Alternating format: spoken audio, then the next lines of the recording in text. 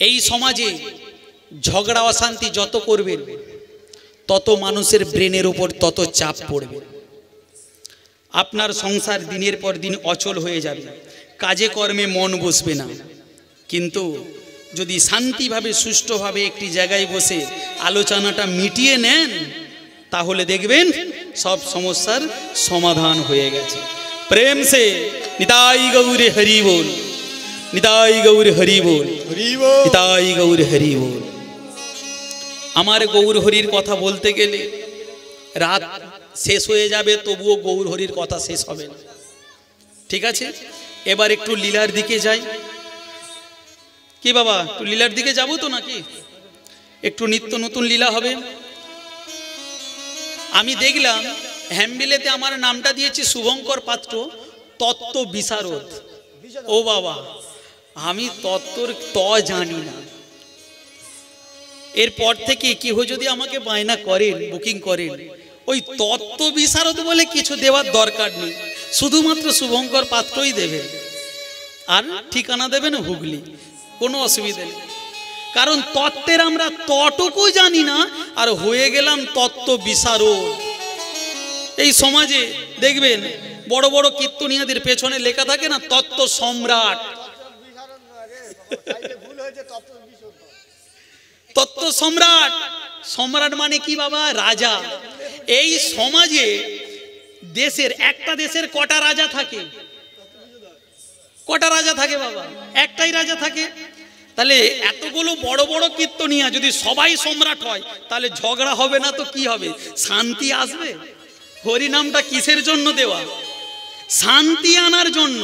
তাহলে হরিনাম করিয়ে যদি শান্তি বাড়িতে না আসে, হরিনাম শেষ হতে না হতে অ্যাকশন লেগে গেল, ঝগড়া লেগে গেল, তাহলে এরকম হরিনাম করিয়ে লাভ কি?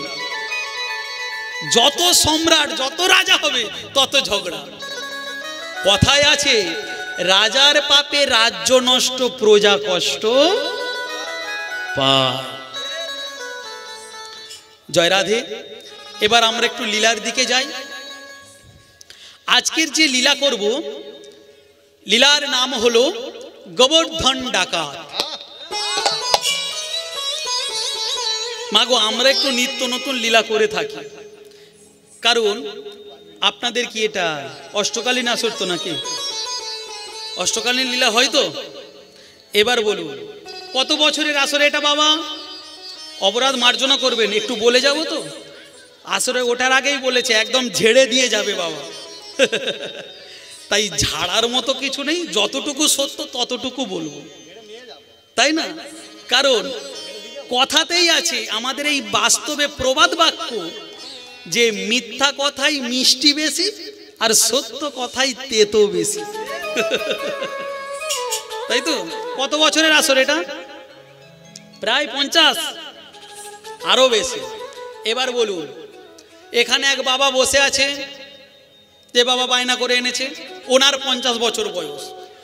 উনি সেই কি বলবো, ঠাকুমার পেট থেকে বেরিয়ে শুনছে রাসলীলা, নৌকা বিলাস। সেই সময় নৌকা যে যমুনায় দুলেছে, আজও কিন্তু উনি তাই শুনছেন, সেই নৌকা সেখানেই দুলছে। নৌকা আর এদিকেও যাচ্ছে না, এদিকেও আসছে না, তাই তো? এবার বলুন, কৃষ্ণ আমাদের ভগবান, কৃষ্ণ আমাদের বাবা মা। সন্তান কেমন ভাবে জন্ম নেয় এটা কে জানে না? সবাই তো জানে। সন্তান জন্ম কেমন ভাবে নেয় সকলেই তো জানি।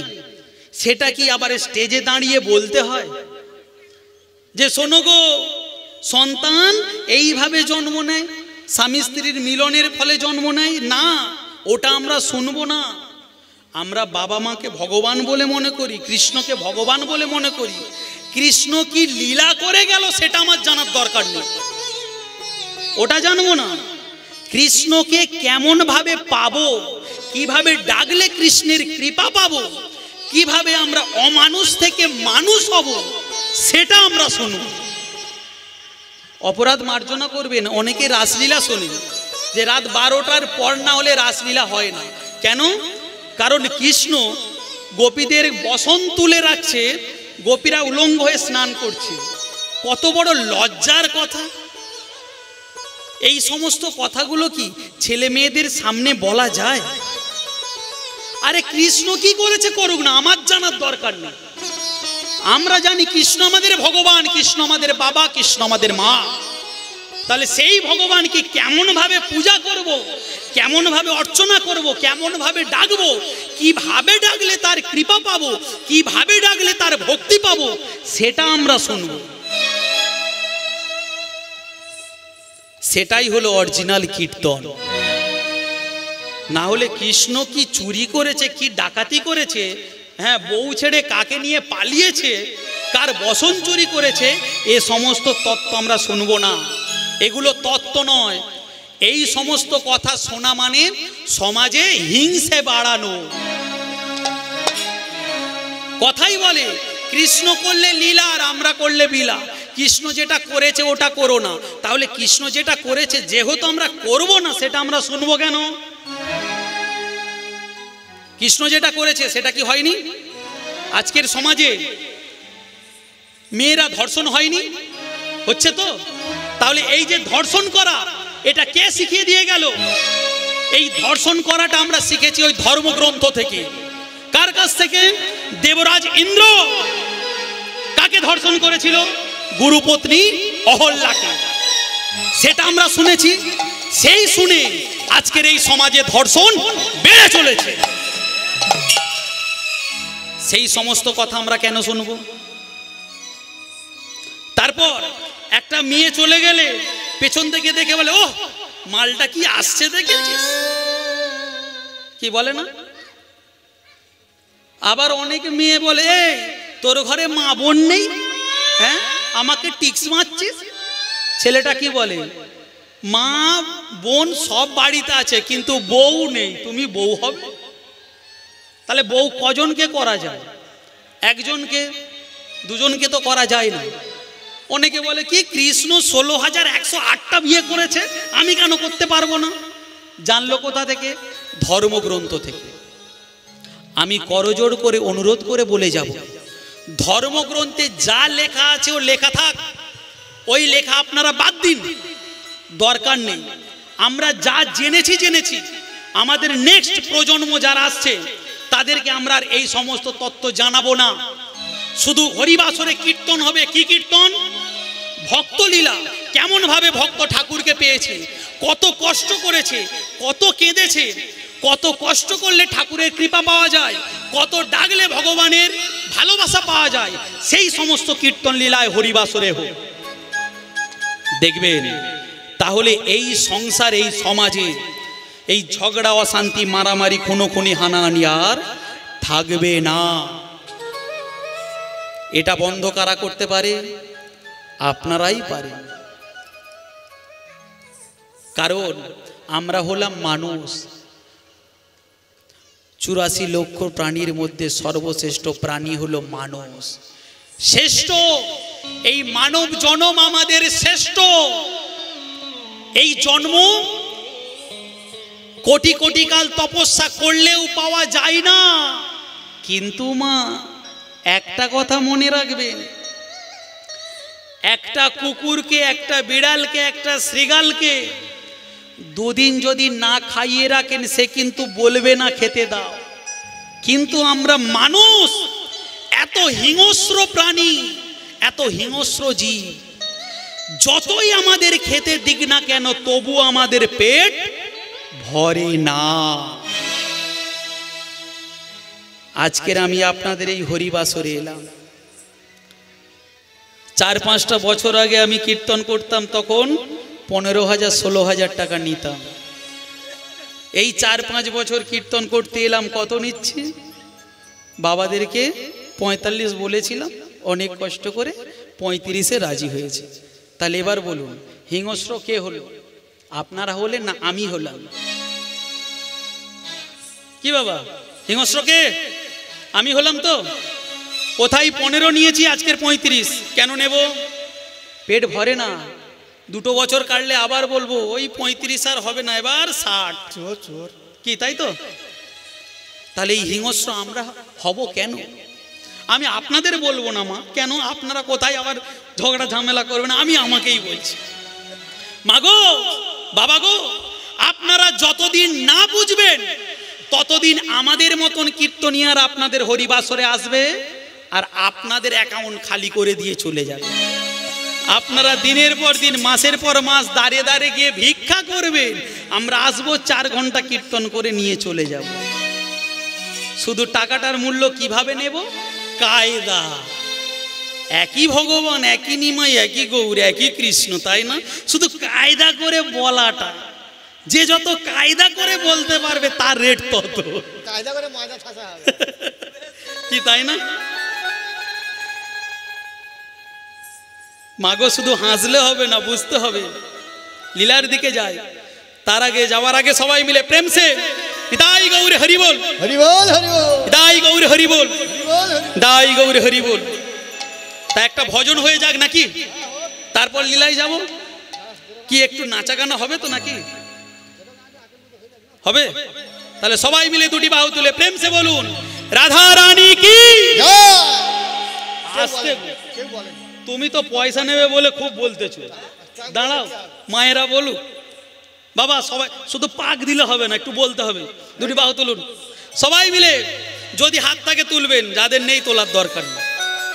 প্রেম সে সবাই মিলে বলুন রাধা রানী কি, রাধা রানী কি, রাধা রানী কি। ও রাধে, ও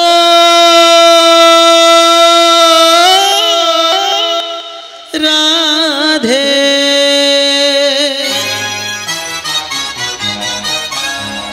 সবাই মিলে করে করো তালি দিয়ে, কণ্ঠে কণ্ঠ মিলে বলুন ও রাধে। এই তোমার লাগিয়ে এলাম বৃন্দাবন।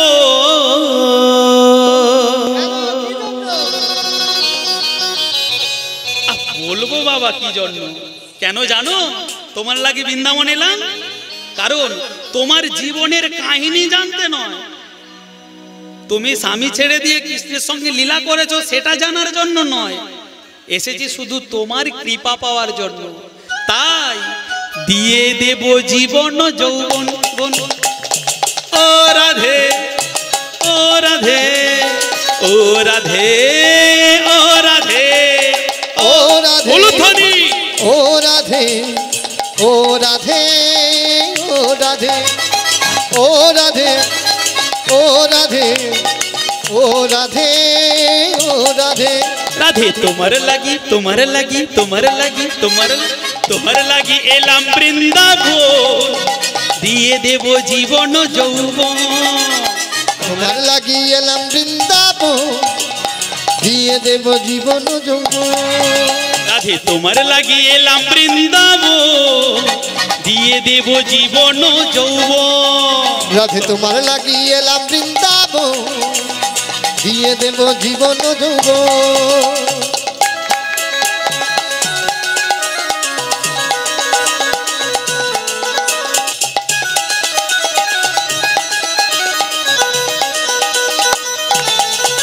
उलूध्वनि प्रेम से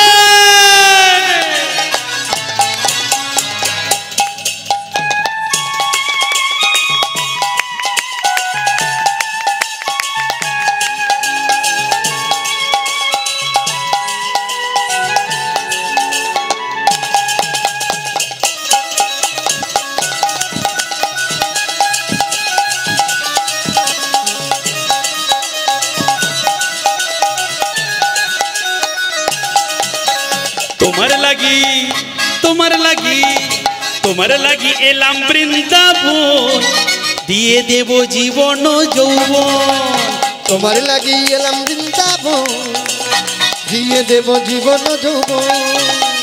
তোমার লাগি এলাম বৃন্দাবন, দিয়ে দেব জীবন যৌবন। তোমার লাগি এলাম বৃন্দাবন, দিয়ে দেব জীবন যৌবন।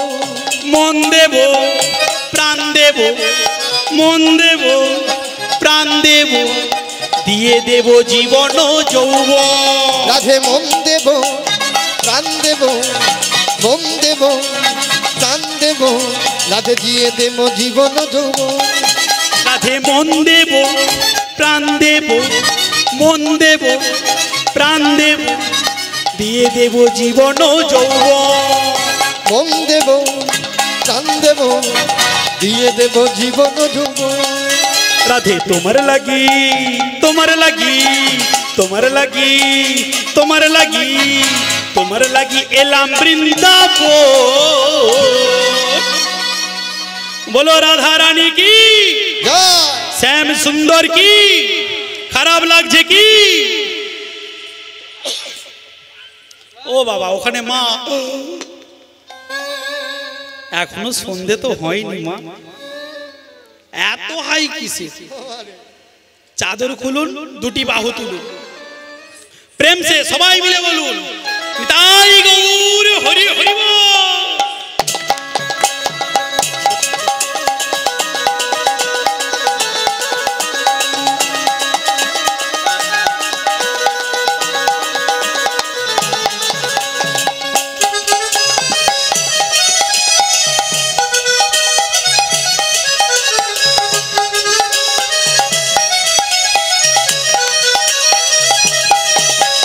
তোমার লাগি এলাম বৃন্দাবন, দিয়ে দেব জীবন যৌবন। রাধে তোমার লাগি এলাম বৃন্দাবন, দিয়ে দেব জীবন যৌবন।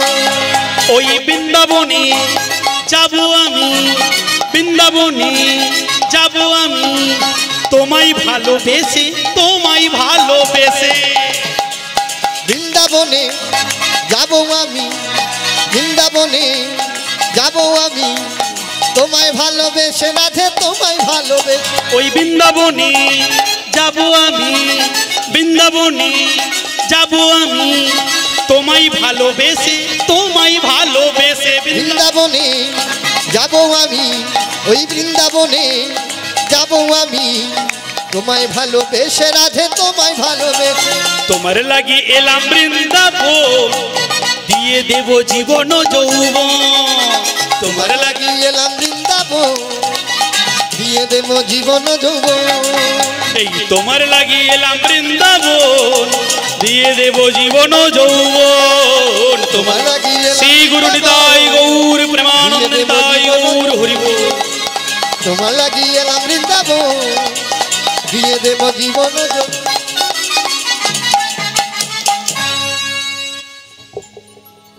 যাক, আনন্দ পেয়েছেন তো? তাহলে এবার আমি একটু লীলার দিকে যাই। আজকের বিষয়বস্তু হলো গোবর্ধন ডাকাত। তাহলে আমরা আজকে এই লীলার মধ্যে কি জানতে পারবো? একজন ডাকাত যে ডাকাতি করে সে ভগবান শ্রীকৃষ্ণের চরণ পেল। কেমন ভাবে?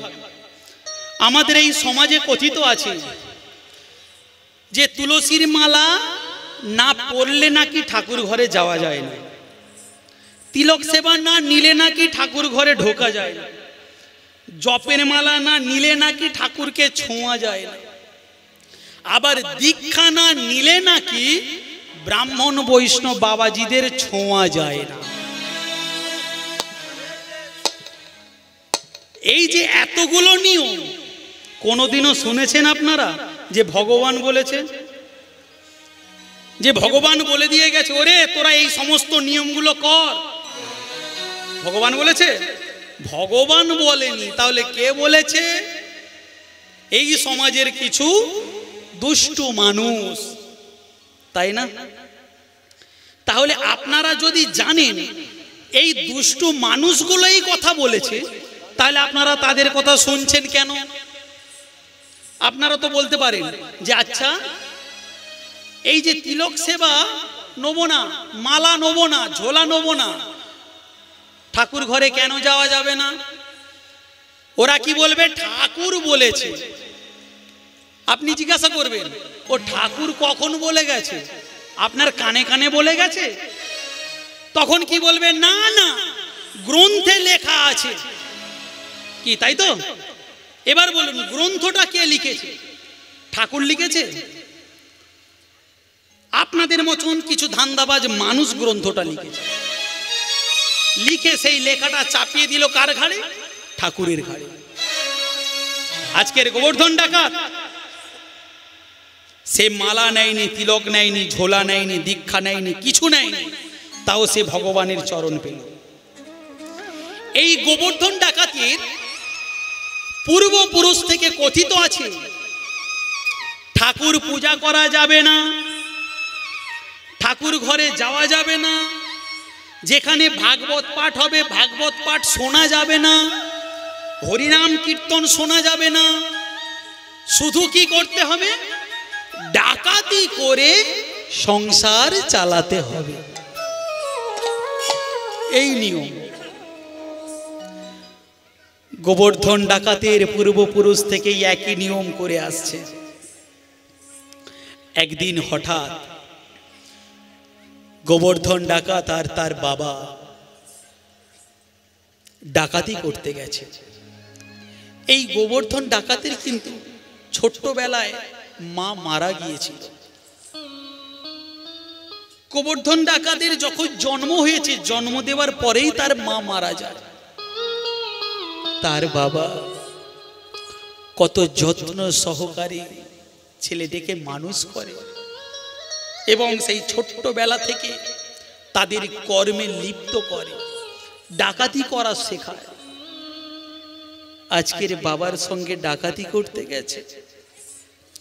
ডাকাতি করে এসে রাত্রিবেলা বাবা রান্না বান্না করে নিয়ে এসে গোবর্ধন ডাকাতকে খেতে দিয়েছে, আর বাবাও খেতে বসেছে।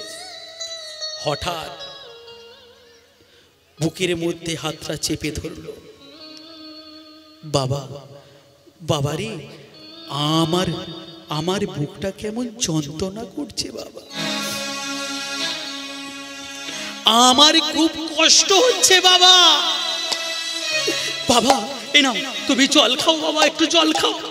গোবর্ধন জল দিয়েছে, সেই জল যখন মুখে নিয়ে গেছে হঠাৎ বাবা, ও বাবা, বাবা গো, তোমার দেহটা এমনি করে শীতল হয়ে গেল কেন? এমনি করে তোমার দেহটা ঠান্ডা হয়ে গেল কেন? পিতা, পিতা গো, তুমি কি তাহলে আমাকে ছেড়ে সারা জীবনের মতো চলে গেলে? ও পিতা, আমার মা সেই ছোট্টবেলায় কখন আমাকে ছেড়ে চলে গেছে।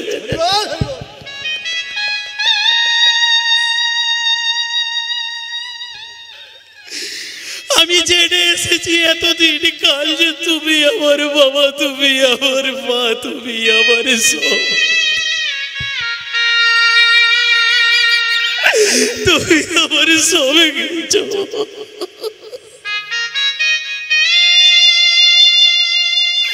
তুমি এমনি করে আমাকে এইভাবে ছেড়ে চলে যেতে পারো না পিতা। ও পিতা, পিতা গো, ও পিতা, একবারই কথা বলো না গো পিতা, কথা বলো না। একবার কথা বলো না, একবার কথা বলো না পিতা, কথা বলো না পিতা, কথা বলো না, একবার কথা বলো না পিতা, কথা বলো না। এত করে ডাকি পিতা, তুমি নাহি দাও সাড়া। এত করে ডাকি পিতা, তুমি না দাও কেন সাড়া। আর এত করে ডাকি পিতা, তুমি নাহি দাও সাড়া। আর এত কোণে ডাকি পিতা, তুমি নাহি দাও সাড়া।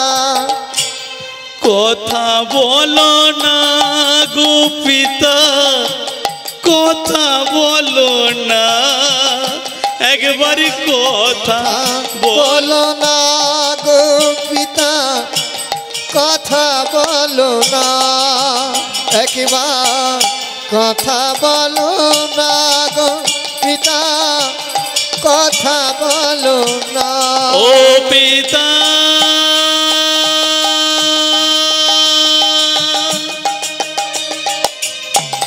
পিতা গো,